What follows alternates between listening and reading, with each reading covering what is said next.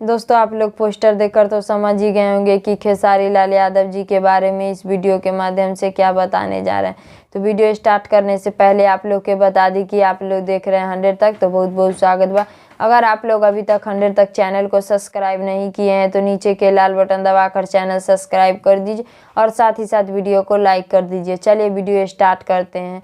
2 से 3 दिन पहले खेसारी लाल यादव जी का बवाल वीडियो रिलीज़ किया गया था सारेगामा हम भोजपुरी यूट्यूब चैनल पर।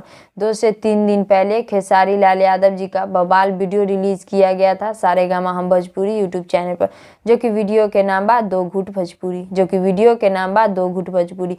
तो दो घुट भोजपुरी गाना के वीडियो के नंबर 1 ट्रेंडिंग पेज में शामिल हो गई बा। दो घुट भोजपुरी गाना के वीडियो नंबर 1 ट्रेंडिंग पेज में शामिल हो गई बा। अगर आप लोग खेसारी लाल यादव जी के दो घुट भोजपुरी गाना के वीडियो देख लिए हैं तो आप लोग को दिल से बहुत ही धन्यवाद।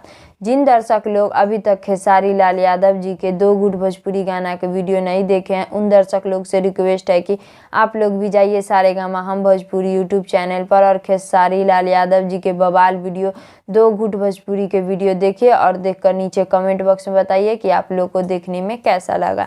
तो यही छोटा सा जानकारी बतावे के रहे। तो इस जानकारी के बारे में का राय बा, का विचार बा, नीचे कमेंट बॉक्स में बताएं। फिलहाल में इतने, फिर से मिलेंगे अगले वीडियो में। जय हिंद, जय भोजपुरी।